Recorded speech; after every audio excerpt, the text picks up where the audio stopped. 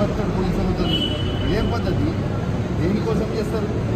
అసలు నేను చేసిన తప్పేంటిది? నేను చేసిన అన్యాయం ఏంటి?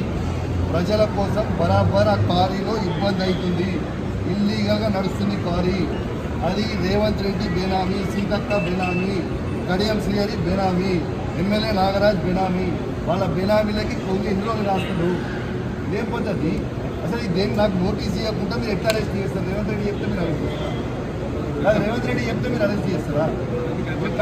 రేవంత్ రెడ్డి ఇదే కాదు కదా. రేవంత్ రెడ్డి మీ జీతం మీద రేవంత్ రెడ్డి ఇస్తలేదు కదా. ఇదేం పద్ధతి? ఇది పద్ధతి కాదు కదా. ఇదేం పద్ధతి? ఇది పద్ధతి కాదు కదా. ఇది పూర్తిగా అన్యాయం.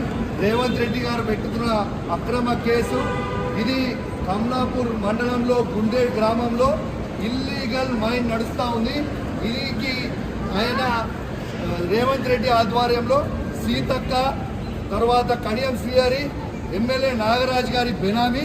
ఖచ్చితంగా నిలదీస్తాం, ఖచ్చితంగా అడుగుతూనే ఉంటాం. ఊరుకునే ప్రసక్తే లేదు. మీరు చేస్తున్న అన్యాయం. ఇల్లీగల్ మైనింగ్ నడుస్తుంది అక్కడ. కేవలం 2.5 హెక్టర్స్ మాత్రమే ఉంటే ఇలా ఆడ ఇల్లీగల్ మైనింగ్ 20 ఎకరాలలో చేస్తూ ఉన్నారు. గుండేడ్ గ్రామ ప్రజలందరికీ కూడా చాలా ఇబ్బంది అవుతూ ఉంది. గుండేడ్ గ్రామ ప్రజలు మొత్తం కూడా ఇబ్బంది పడుతూ ఉన్నారని చెప్పి కూడా ఈ సందర్భంగా తెలియజేస్తా ఉన్నాను. ఆ ప్రజలు ఇలా హెల్మెట్లు పెట్టుకొని మరి చేసే పరిస్థితిగా ఉంది. ఇలా ప్రజలందరూ కూడా గమనించాలి.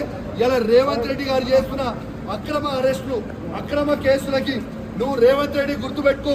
నువ్వు ఎన్ని కేసులు పెట్టినా, ఎన్ని బెదిరించినా భయపడేది లేదు. నీ సంగతి తప్పకుండా చెప్తాం.